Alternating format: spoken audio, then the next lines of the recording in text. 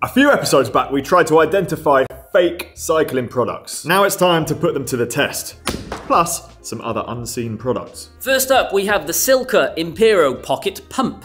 The retail price on this is £125, and this one from AliExpress is £14.35. Grab my bike, I'm going for a piss. Pump test.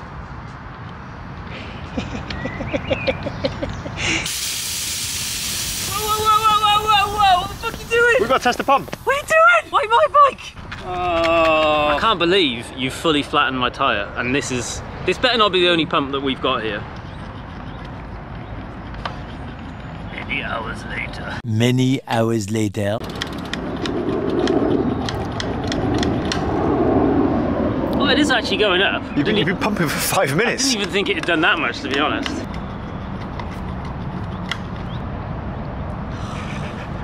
This is an absolute piece of junk. God knows how many minutes that was, and I probably have 10 PSI. Do we have another pump? In the name of science, we're actually going to test how many minutes it takes to fully inflate a tyre to an acceptable standard with the fake pump. Here we go.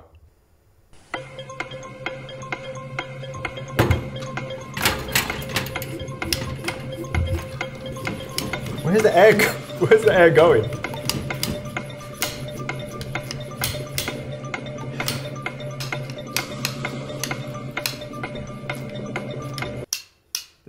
There's no air going in. It's just stopped. Look at that.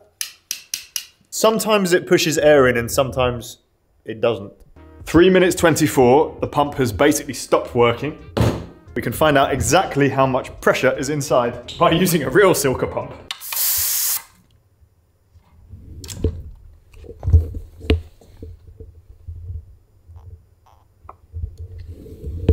(19 PSI). It's not even getting you home.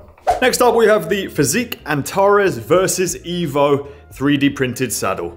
Can you tell which one is fake and which one's real? I can, because the fake one is really shiny. It also feels a lot more flexy on the rails, but that's not the biggest problem. The biggest problem is that I rode it once and it's already peeling. It's peeling off. So, I mean, you could super glue it back together. This fake version is £77, whereas the real one is £300 if you to buy it RRP. Despite the fact that it peels off really easily and it is slightly heavier than the real one, it does have the same cushioning throughout. So the way they've engineered it, it has soft spots in certain places and harder spots in certain places, and it's nearly identical to the real one. So at least they've done that. Still can't recommend it though, because it kind of flexes from the rails. It just doesn't feel strong. It's so flexy, in fact, Jimmy is convinced he can break it. So go on then. I don't want carbon in my hands again.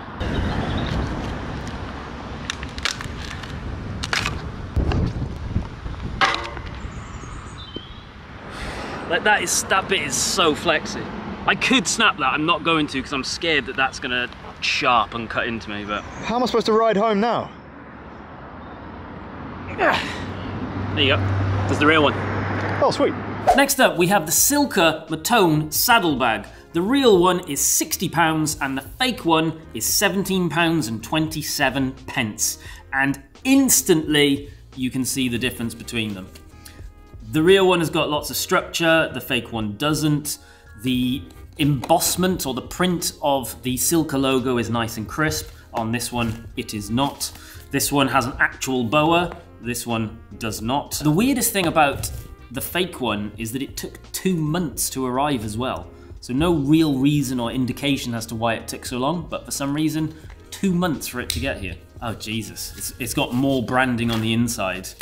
I don't think that is going to pass Silka's QC. YKK zip. Actually, well, this one is allegedly a YKK zip. It isn't a real one, it's just got YKK embossed on it. YKK is a brand of zip maker and they are astronomically huge. Their zips are very high quality even, and probably the majority of the clothes that you own that have zips will have YKK zips. This is what a real Silka inside branding looks like. They're not the same product. They resemble the same shape and look, but they're very clearly different things. They've done all right at matching the... No, they still haven't even matched the red very well. They do kind of look similar, the boas, don't they? They're different from that side. So it's definitely a boa copy, 100%. So the real one has got a little backing on it so it doesn't scuff up the pack itself. It's obviously waterproof fabric. They feel very different. This one almost feels a bit waxy. It's not taped seam, so it will still let some water in. The boa's gonna last, but if anything's gonna go, it's this end, because that's just some flimsy plastic. Like, I'm not pulling that hard, and that's already come off. Question is, does the real Silka one do the same?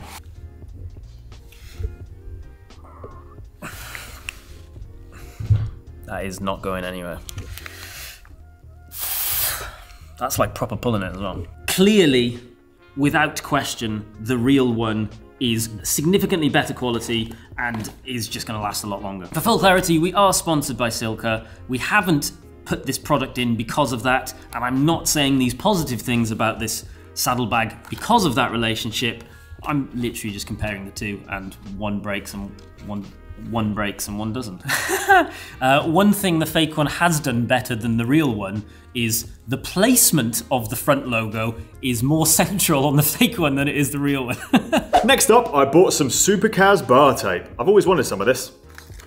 The fake one cost £7 and the real one £33 for a set of bar tape. It's crazy. Regular viewers of this channel might remember that I did a fairly big bike ride down the length of Malaysia, and I thought it would be a genius idea to put both bar tapes on the bike at the same time. Fake on one side and real on the other side.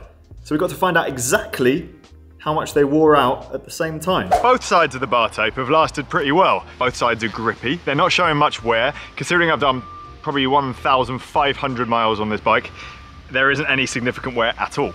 However, the fake side is incredibly thin. There's much less cushioning than the real Supercars. The cabling on these handlebars is external, so the cables run directly underneath the handlebar tape. Okay, there's a thin layer of electrical tape over it. You can really feel it on the fake side, whereas the real side has enough cushioning that you don't really feel the shape of the cables. If you want your bar tape to be comfy, buy the real stuff. Having said that, is this like £30? Is that what we said?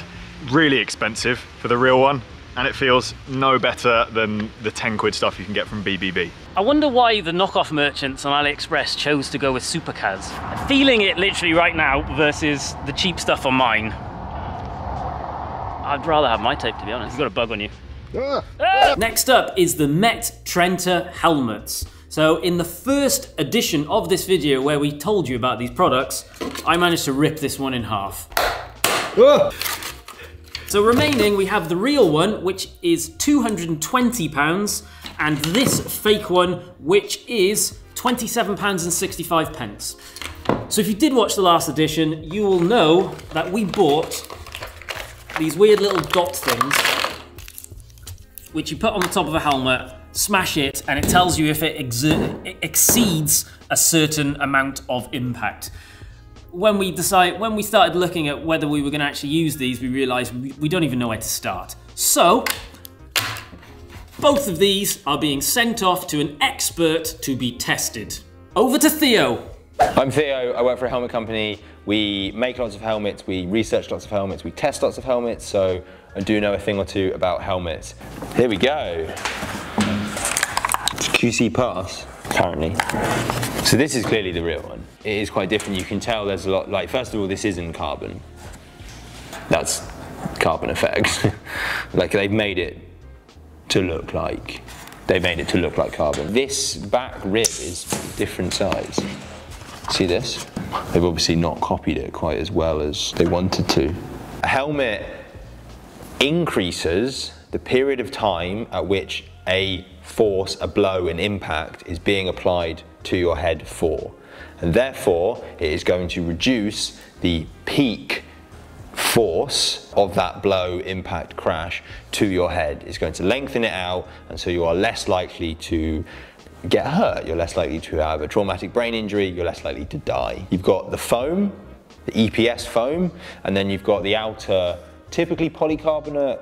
This has got a bit of carbon in there. You need to put EPS in certain areas, you need to strengthen other areas in order to create a helmet that is safe. Straight out of the box, we've already noticed the difference in geometry, pretty easy to spot. So that recipe is different. They're not going to perform the same. Here, you've got EPS blowout there. You inject EPS into the back of it and that fills out all the rest of the space. And if you don't have good quality polycarbonate parts, you leave a little bit of gaps around in the tool, and that's where EPS can get through and can blow out. So it doesn't fill me with confidence. It's also something that is fairly easy to clean off. Look, you can just use your nails. If you look at the difference between these two, look at how well finished it is on the Met. I'm assuming this is the Met. We've never actually known. Like, you can't do that with this. Oh, a bit of double-sided tape there.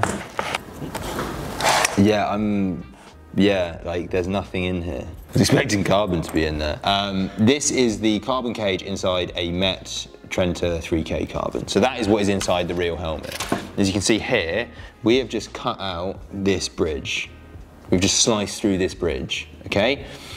Inside that bridge, there is a carbon rib that runs through here that just adds kind of rigidity and support throughout the entirety of the helmet. There's not one in there. This is not safe. This is really, really dangerous. That's terrifying. The other thing to note is that Met are quite smart here. Should we just pull one of these off? So there's quite a big difference there. This is all EPS, and this is all EPS which has bonded to the polycarbonate. There's no EPS bonding there. This is a very badly made helmet, and it's really dangerous. And it's kind of scary that this is allowed to be out there on the market. Well, it's probably not, actually. How can you do that? How can you have the conscience to do that? This isn't going to protect your head. Maybe it is better as tape than as a helmet.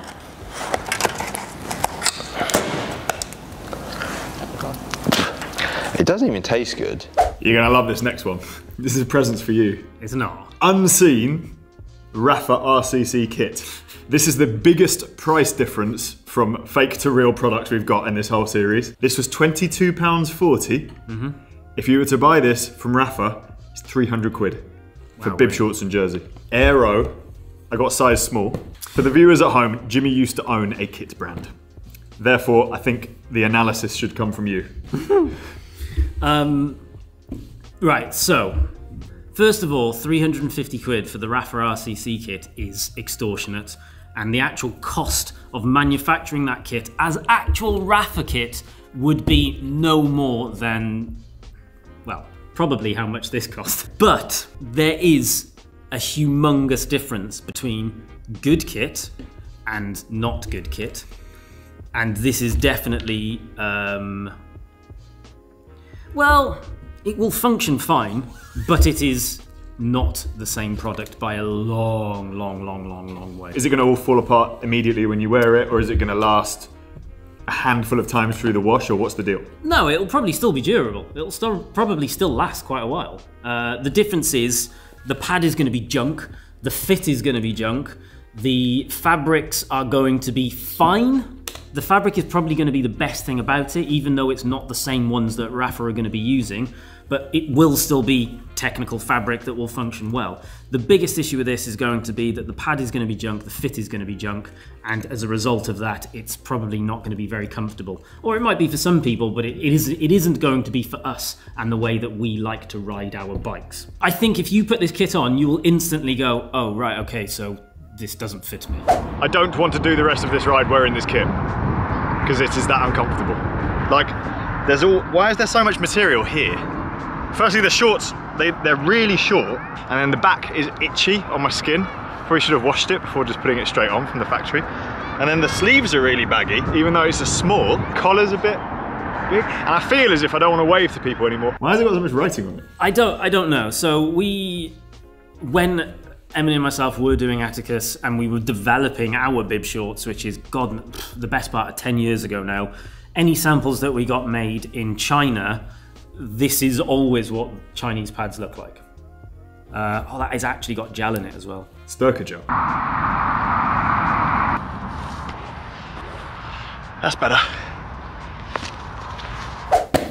I've been on eBay. I bought the coolest thing. Do you remember when you bought that wheel meter measurer thing and you thought it was so sick? I have something to rival how cool that was. The demonstrator. This is, ooh, it's on. A device which tells you if a lens has UV protection. And we have a selection of real and fake sunglasses.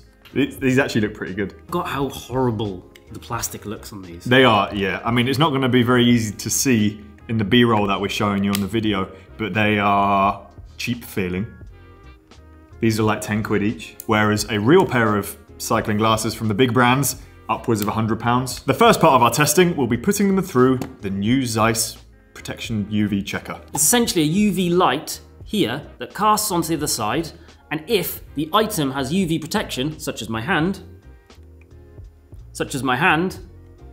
the light goes off because it can't pass through. So for an example is, the VeloTool secret bike stands that we have zero UV protection. The issue with sunglasses not having UV protection is that because they're not completely transparent, your pupils still react. They dilate because you've put a shade over them, and therefore they let in more UV. If there's no UV protection, that means you can burn your retinas out. First up, let's do the Chicon glasses, made famous by Pogacar. The lens that they come fitted with does have UV protection. The additional 2 lenses it comes with also have UV protection. I was kind of optimistic with this one that it might not have UV protection. I'm assuming it's actually really easy to add UV protection to plastic. Focalese does have UV protection. Yes. Yes. And yes, all protected. And lastly, the 100%. It again has UV protection. We'll just double check the lenses it comes with. Yes, and yes. So, to my surprise, and I guess delight, all of the lenses that it comes with are UV protected. But does that mean that they are safe to use while cycling? Well, let's get on to the next test. The smash test. One of the main selling points of performance cycling specific sunglasses are, if you are unfortunate enough to have a crash, they aren't going to shatter into your eyes, causing you to be very, very, very, very blind. So we're going to do a smash test. We're going to smash the fake ones, see how they react compared to a real pair of sun-guard glasses.